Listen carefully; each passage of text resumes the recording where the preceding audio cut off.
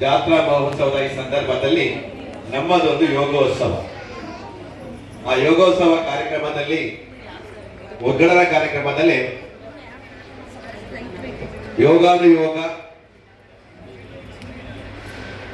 ಈ ಅಧ್ಯಕ್ಷ ಪೀಠದಲ್ಲಿರುವಂತಹ ನಮ್ಮ ಶ್ರೀಯುತ ವಿ.ಆರ್. ಅಶೋಕ್ ಅವರು, ಅದೇ ರೀತಿ ಎಲ್ಲ ಅತಿಥಿ ಬಂಧುಗಳನ್ನ ವಂದಿಸುತ್ತಾ ವೇದಿಕೆಯ ಮುಂಭಾಗದಲ್ಲಿರುವಂತಹ ಎಲ್ಲ ಬಂಧುಗಳೇ, ಈ ಕಾರ್ಯಕ್ರಮದ ಉದ್ಘಾಟನೆಯನ್ನ ಮಾಡಬೇಕಾದಂತಹ ಸನ್ಮಾನ್ಯ ಎಚ್.ಕೆ. ಸುರೇಶ್ ಗುಲ್ಲಹಳ್ಳಿ ಶಾಸಕರು, ವಿಧಾನಸಭಾ ಕ್ಷೇತ್ರ ಮೇಲೂರು, ಇವರು ಬರ್ತಾ ಇದ್ದಾರೆ. ಅಲ್ಲಿವರೆಗೆ ನೀವು ಮಾತಾಡಬೇಕು ಸರ್ ಅಂತ ಹೇಳಿದ್ದಾರೆ. ಈ ಸಂದಿಗ್ಧ ಸ್ಥಿತಿ ನಾನಿದ್ದೇನೆ. ನಾನು ಆಕ್ಚುಲಿ ಧನ್ಯವಾದ ಕಾರ್ಯಕ್ರಮವನ್ನ ಮಾಡಲಿಕ್ಕೆ ನನಗೆ ಅವಕಾಶ ಮಾಡಿಕೊಟ್ಟಿದ್ದಾರೆ. ಧನ್ಯವಾದ. ನಮ್ಮ ಶಾಸಕರು ಬರುವ ತನಕ ಯೋಗ ಯಾವ ರೀತಿ ನಮ್ಮ ಈ ಬೇಲೂರು ಹಳೆಬೀಡು ಕ್ಷೇತ್ರದಲ್ಲಿ ನಡೆಯುತ್ತದೆ ಎಂಬುದನ್ನ ನಿಮಗೆ ತಿಳಿಸಲಿಕ್ಕೆ ಸಂತೋಷ ಪಡ್ತಾ ಇದ್ದೇನೆ. ಬಂಧುಗಳೇ, ಒಂದು ಪುರುಷೋತ್ತು ಬೇಕು, ಒಂದು ಮನಸ್ಸು ಬೇಕು. ಈ ಪುರುಷೋತ್ತು ಮತ್ತು ಮನಸ್ಸು ನಮ್ಮಲ್ಲಿ ಖಂಡಿತವಾಗಿ ಇಲ್ಲ. ಅದು ಅಂಗಡಿಯಲ್ಲಿ ಕೂಡ ಸಿಗೋದಿಲ್ಲ. ಹಾಗಾಗಿ ಅದು ಎಲ್ಲಿ ಸಿಗ್ತದೆ ಎಂಬುದನ್ನು ಬಹಳಷ್ಟು ಕೇಳ್ತಾರೆ.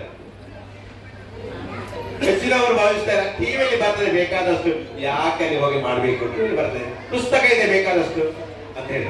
ಕೆಲವರು ಹೇಳ್ತಾರೆ ಅದು ಮಕ್ಕಳಿಗೆ ಅಂತೇಳಿ, ಕೆಲವರು ಎಣಿಸ್ತಾರೆ ಅದು ಕಾಯಿಲೆಯವರಿಗೆ ಅಂತೇಳಿ. ಅದು ಯಾವುದೂ ಅಲ್ಲ. ನಾವು ನಿರೋಗಿಯಾಗಿ ಹೆಚ್ಚು ಸಮಯ ಒಂದು ಒಳ್ಳೆಯ ಬದುಕನ್ನು ನಡೆಸಬೇಕು ಅಂತ ಆದ್ರೆ ನಮ್ಗೆ ಏನ್ ಬೇಕು? ಯೋಗ ಬೇಕು. ಬದುಕಲಿಕ್ಕೆ ಯೋಗ ಬೇಕು. ಬದುಕಲಿಕ್ಕೆ ಬದುಕುವಂತಾನೆ ಯೋಗವೇ ಇಲ್ಲ ಅಂತ ಆದ್ರೆ ಏನ್ ಮಾಡಲಿಕ್ಕೆ ಸಾಧ್ಯ ಆಗ್ತದೆ? ಅದಕ್ಕೆ ಯೋಗಾಭ್ಯಾಸ ಬೇಕು. ಇವತ್ತು 170 ಹೇಳಿದ್ರು, 176 ರಾಷ್ಟ್ರಗಳಲ್ಲಿ ಯೋಗಾಭ್ಯಾಸ ಇದೆ ಅಂತ ಹೇಳಿ. ವಿಶ್ವ ಯೋಗ ದಿನಾಚರಣೆ ನಂತರ ಯೋಗಕ್ಕೆ ಹೆಚ್ಚು ಮಹತ್ವ ಬಂದಿದೆ. ಎಲ್ಲ ರಾಷ್ಟ್ರಗಳು ಈಗ ಈ ಒಳ್ಳೆಯ ಬದುಕನ್ನು ನಡೆಸಲಿಕ್ಕೆ, ಒಂದು ಹಿಂದೆ ಜನರು ಯಾವ ರೀತಿ ಬದುಕು ನಡೆಸ್ತಾ ಇದ್ರು, ನಿರೋಗಿಯಾಗಿ, ಒಂದು ಯಾವುದೇ ಕಾಯಿಲೆ ಇಲ್ಲದೆ, ಯಾವುದೇ ಆಸ್ಪತ್ರೆಗೆ ಹೋಗದೆ, ಹಿಂದೆಲ್ಲ ಆಸ್ಪತ್ರೆಗೆ ಹೋಗದೆ ಒಂದು ಒಳ್ಳೆಯ ಬದುಕನ್ನು 100, 90 ಎಲ್ಲ 90, 100 ಸಂಖ್ಯೆ ಬಾರಿಸ್ತಾ ಇದ್ದಂತ ನಾವು ನೋಡಿದ್ದೇವೆ. ಹಾಗಾಗಿ ಆ ಹಿಂದೆ ಜನರ ಬದುಕು ಒಂದು ಒಳ್ಳೆ ರೀತಿಯ ಬದುಕು ನಡೆಸುವಂಥದ್ದು ಹೇಗೆ ಸಾಧ್ಯ ಅಂತೇಳಿ ಇವತ್ತು ಎಲ್ಲರ ಬಗ್ಗೆ ಸಂಶೋಧನೆ ಮಾಡಿಕೊಂಡು ಅದು ಸಾಧ್ಯ ಆಗ್ತದೆ ಅಂತಂದ್ರೆ ಯೋಗದಲ್ಲಿ ಗೊತ್ತಾಗಿದೆ. ಹಾಗಾಗಿ ಇವತ್ತು ವಿಶ್ವ ಯೋಗ ದಿನಾಚರಣೆ ಸಂದರ್ಭದಲ್ಲಿ 196 ರಾಷ್ಟ್ರಗಳು ವಿಶ್ವ ಯೋಗ ದಿನಾಚರಣೆ ಆಚರಿಸ್ತಾ ಇದ್ದೇವೆ.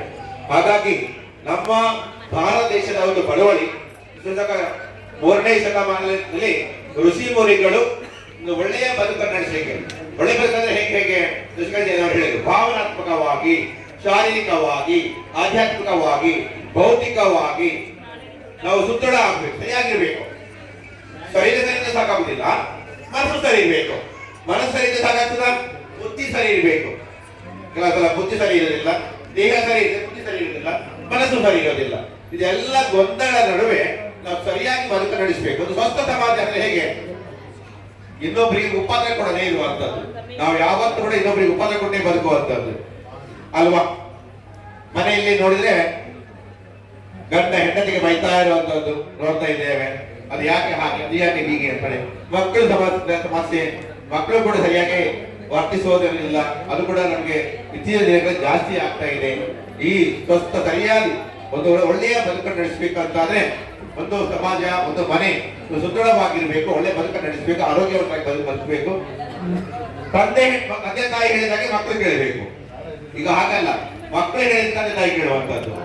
ಶಾಲೆಯಲ್ಲಿ ನೋಡಿದ್ರೆ ಟೀಚರ್ಸ್ಗೆ ಮಕ್ಕಳು ಕೇಳೋದಿಲ್ಲ, ಮಕ್ಕಳು ಹೇಳಿದಾಗ ಟೀಚರ್ಸ್ ಕೇಳೋದು ಪ್ರಮೇಯ ಬಂದಿದೆ, ಅಲ್ಲಿವರೆಗೆ ಬಂದಿದೆ. ಅದೆಲ್ಲ ಯಾಕೆ ಆಗ್ತಾ ಇದೆ ಅಂತ ಹೇಳಿದ್ರೆ ನಮ್ಮ ದಿನನಿತ್ಯದ ನಮ್ಮ ಜೀವನ ಪದ್ಧತಿ ಇವತ್ತು ನಮ್ಮ ಕಂಟ್ರೋಲಲ್ಲಿ ಇಲ್ಲ. ಯಾವುದು ನೀರು ಸರಿ ಇಲ್ಲ, ಗಾಳಿ ಸರಿ ಇಲ್ಲ, ಆಹಾರ ಸರಿ ಇಲ್ಲ. ಈ ಎಲ್ಲ ಜಂಜಾಟಗಳ ನಡುವೆ ಯಾವುದು ಸರಿ ಇಲ್ಲ, ಅದರ ನಡುವೆ ನಾವು ಸರಿ ಇಲ್ಲದೆ ಬದುಕ್ತಾ ಇದ್ದೇವೆ. ಆ ಸರಿಯಾದ ಬದುಕು ನಡೆಸಬೇಕು ಅಂತಾದ್ರೆ ಇವತ್ತು ಇಡೀ ಜಗತ್ತಿಗೆ ಗೊತ್ತಾಗಿದೆ, ಅದು ಯೋಗದಿಂದ ಮಾತ್ರ ಸಾಧ್ಯ ಅಂತ ಹೇಳಿ. ಆ ಯೋಗ ಇವತ್ತು ನಾವು ಇಡೀ ರಾಜ್ಯವನ್ನ 40 ವರ್ಷದಿಂದ ಇಡೀ ರಾಜ್ಯವನ್ನ ಸುತ್ತಾ ಇದ್ದೇವೆ. ಇಡೀ ರಾಜ್ಯದಲ್ಲಿ ಯೋಗದ ಪ್ರಚಾರ ಮಾಡ್ತಾ ಇದ್ದೇವೆ. ನಮ್ಮ ಕಾವಂತರು ಏನ್ ಮಾಡ್ತಾ ಇದ್ದಾರೆ ಅಂತ ಹೇಳಿದ್ರೆ ವೀರೇಂದ್ರ ಹೆಗ್ಗಡೆಯವರು ಆರ್ಥಿಕವಾಗಿ ಸುದೃಢಗೊಳಿಸಿದ್ದಾರೆ ಎಲ್ಲರನ್ನು ಗ್ರಾಮಾಭಿವೃದ್ಧಿ ಯೋಜನೆ ಮುಖಾಂತರ ಒಳ್ಳೆಯ ಸವಲತ್ತನ್ನು ಕೊಡೋದು.